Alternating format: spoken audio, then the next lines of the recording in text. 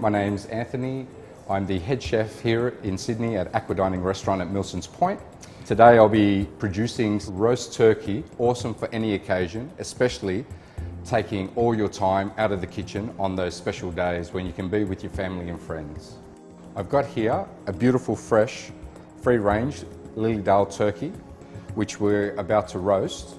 So we'll pull the neck bone out. So that's what we have. We're going to place that in the stock pot as well, that way we get some more flavour, because everything that we use today we're going to use with all our other condiments that will go with this beautiful Lilydale free range roast turkey. Okay, so all we're going to do is tuck underneath the wings, so they're going to be ready for your roasting afterwards. So the bird is ready, we don't need to tie the legs. So inside the pot we're just a little bit of oil to start. We have some mirepoix, which is just a rough cut of vegetables, and in here we have some bay leaf, onions, brown onions with the skin, carrots, celery and leek. We're going to saute this off a little bit just to release the flavours. We're actually going to place a rag on top of the mirepoix, so once the stock comes up to the boil, you don't get all those vegetables going over the turkey. What we'll do is we'll place the neck in first, place the bird. I've just prepared some water earlier and we're just pouring it over the bird. We're going to let it come up to the boil, then we're going to turn it down so it's poaching, which is when the water is just breaking the surface. We'll probably leave that on for about an hour and a half once it reaches that poaching stage. All I've got is some silicone paper, baking paper, that we're just putting down on the tray, and then we're just going to tip out any juices. We just place it there, and that bird's going in the fridge. That's ready to go.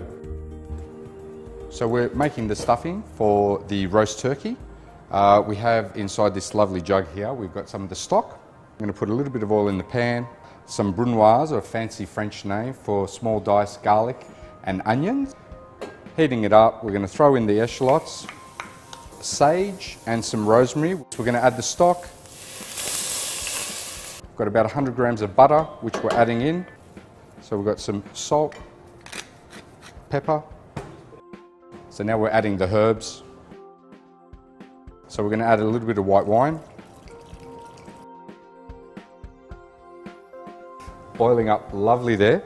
And what we have here is some day-old bread, which all we've done is just crumbed up. And we're going to add that to our rolling boil. Okay, so what we're doing now is the cranberry jus. In this other pot here, we're going to start off, we've got some brown onions, which I've just peeled and sliced previously. We're just going to add a little bit of oil to a nice hot pan. We're going to add the onions in. So we're just pouring in the cranberry. While that's reducing, the stock, which has been reduced from the 10 litres to the 2 litres, we will add to the cranberry and onions and let it reduce together so the flavour will incorporate throughout the whole dish.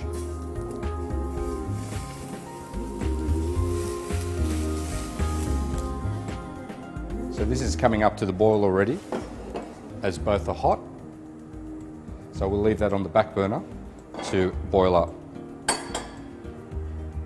So all I've got here is a small little saucepan. We have to make a caramel. So all we're doing is a little bit of sugar, just enough to cover the base. We're adding just a little bit of water. Not that you can't make a caramel without it. Just to reduce the risk of burning the caramel. That was, say, 10 mils of white wine vinegar that's gone in there. Once again, that will then melt down the caramel again. Say about a cup of white wine for the gastric, and also a cup for the chef. So this will come back up to the boil. We'll see the lovely light golden brown colour that there is. Okay, we're just adding the gastric to the reducing cranberry stock.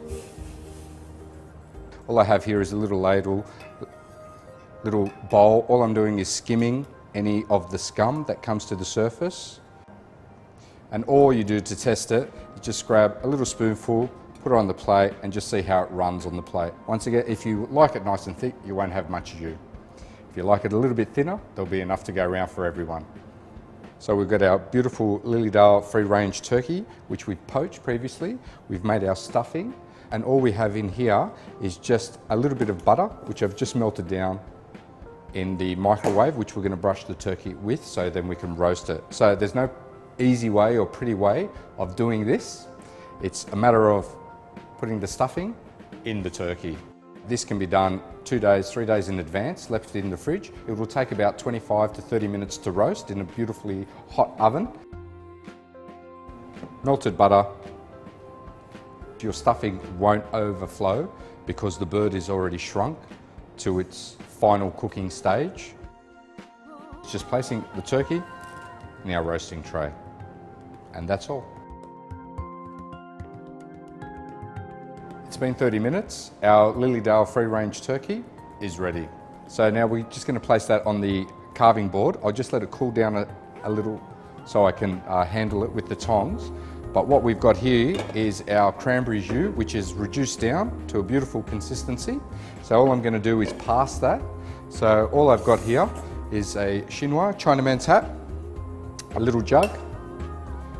Just a matter of putting the chinois in the jug and slowly pouring. Probably the larger yellow ones underneath. Some purple. There we have it, all done, and in a matter of half an hour. Happy Thanksgiving, happy Christmas, or any other special family occasion that you might have.